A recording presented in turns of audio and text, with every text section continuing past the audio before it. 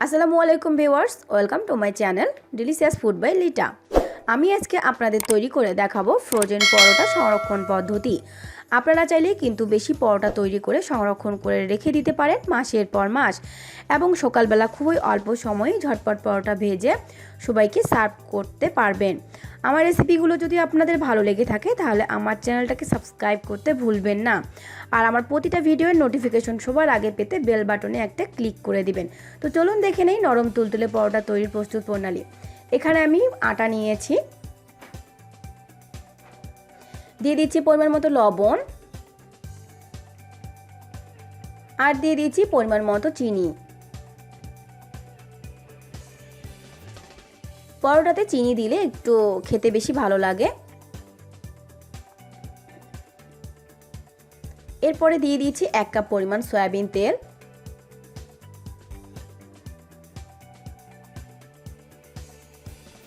আটার সাথে লবণ, চিনি এবং তেলটা খুব ভালোভাবে মেখে নিতে হবে।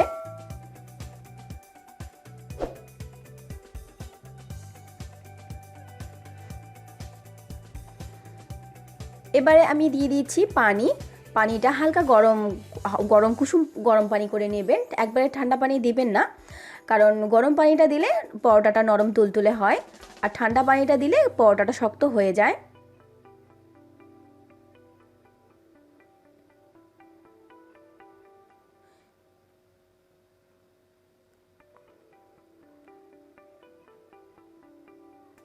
একটু একটু করে পানি দিব, আর ডোটা ভালো করে মথে নিতে হবে।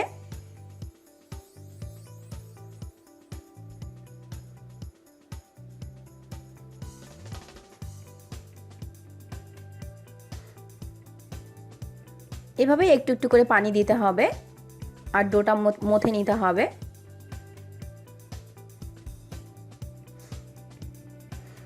বেশি আটা হলে ডোটা তৈরি করতে একটু কষ্টই হয়, আপনারা চাইলে 2 হাত দিয়ে ডোটা মথে নিতে পারেন। আমি 1 হাত দিয়ে করে নিয়েছি।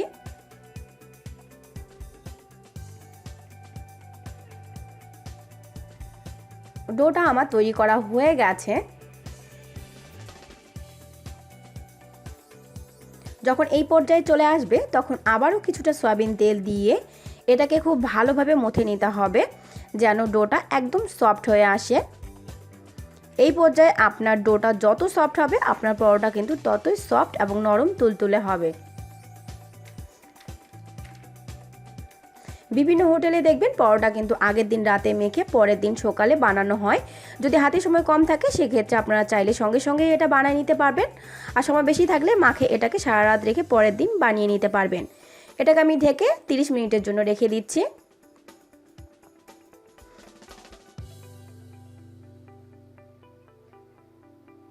তিরিশ মিনিট পরে ফিরে আসলাম।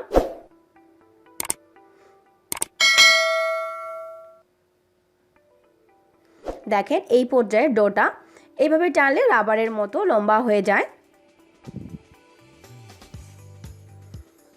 এবারে এটাকে হাত দিয়ে আবারও খুব ভালোভাবে মথে নিতে হবে।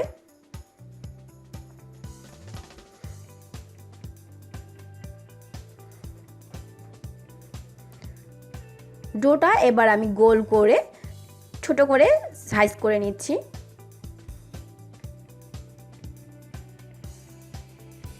আপনারা আপনাদের পছন্দ মতো ছোট বা বড় করে নিতে পারেন।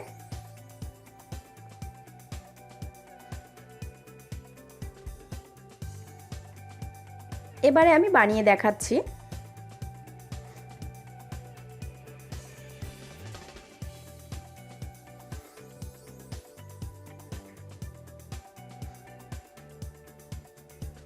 এবারে দিয়ে দিচ্ছি পরোটার উপরে সয়াবিন তেল।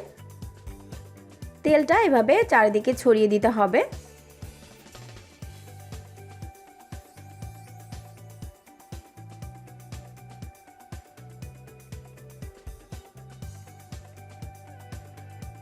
উপরে দিয়ে দিব আটা, ছিটিয়ে দিয়ে দিচ্ছি।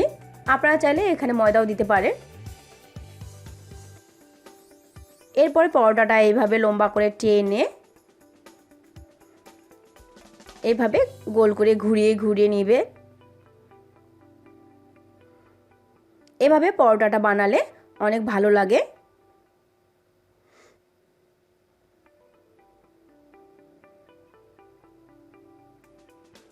ডোটাকে এভাবে আমি তৈরি করে নিয়েছি, অর্ধেকেরও কম পরিমাণে, অর্ধেকের বেশিটাই আছে। আমরা এভাবে ডো তৈরি করে নেব আর বাকিটা এভাবে ঢেকে রেখে দিতে হবে, না হলে উপরের অংশটা শুকিয়ে যাবে। আমি আপনাদের দেখাচ্ছি, এই যে দেখেন এখানে অর্ধেকেরও বেশি ডো আছে। এটা আমি পরে বানাই নেব, আগে এগুলো তৈরি করে নেই।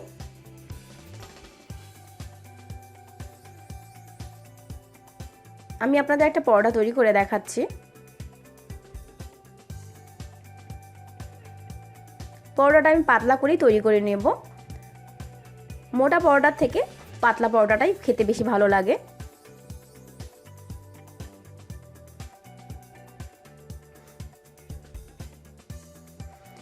ফ্রাই প্যান দিয়েছি, ফ্রাই প্যানটা চুলার আঁচটা লো ফ্লেমে করে পরোটাটা ভাজবেন, কারণ পরোটা এখানে আমি হালকা সিদ্ধ করে ভেজে নিব, খুব বেশি ভেজে নিব না, তাহলে ব্রাউন কালার চলে আসবে। যেহেতু আমি ফ্রোজেন করার জন্য পরোটাটা ভাজতেছি, তাই লো ফ্লেমে এভাবে হালকা সিদ্ধ করে নিতে হবে।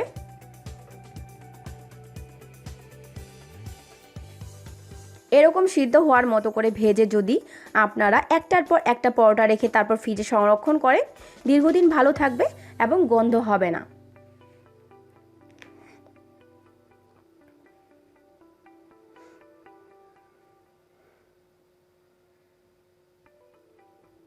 আমি একটা পরোটা ভেজে দেখাচ্ছি।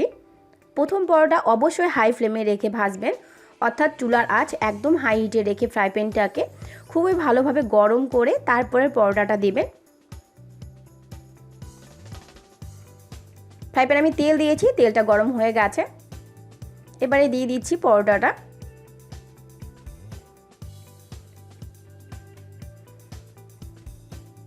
যখন নিচের অংশটা সিদ্ধ হয়ে একটু ব্রাউন হয়ে আসবে, তখন উল্টে দিয়ে অনবরত ঘুরিয়ে ঘুরিয়ে নিচের অংশ ব্রাউন হওয়া পর্যন্ত ভাজবেন।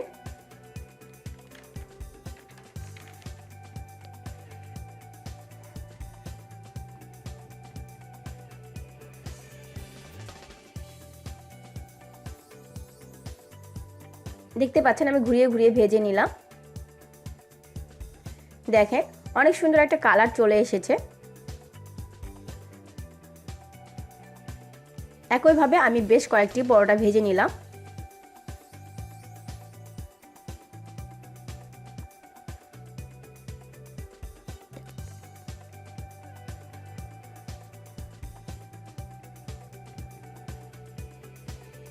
একটা পরোটা আমি একটু ছিঁড়িয়ে দেখাচ্ছি আপনাদের যে কেমন নরম তুলতুলে হয়েছে।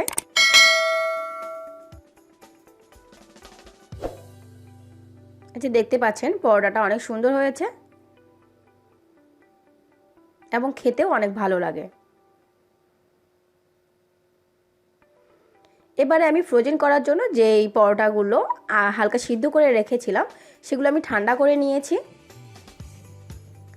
খুব বেশি ভাজা যাবে না, শুধুমাত্র সিদ্ধ হওয়ার মতো করে ভেজে নিতে হবে।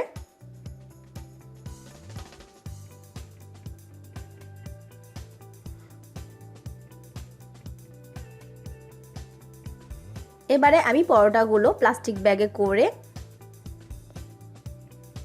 রাখবো। আপনাদের হাতের কাছে যদি অয়েল পেপার থাকে, আপনারা অয়েল পেপারে করেও রাখতে পারেন।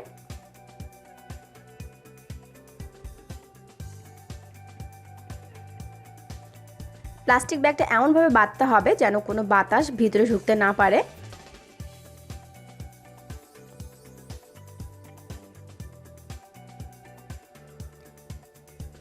এবারে আমি একটা পটে পরোটাগুলো রেখে দিব। পরোটাগুলো রেখে ঢাকনা দিয়ে ঢেকে ফ্রিজে রেখে দিব। আজ এই পর্যন্তই, পরবর্তীতে দেখা হবে নতুন কোনো রেসিপির সাথে। ধন্যবাদ।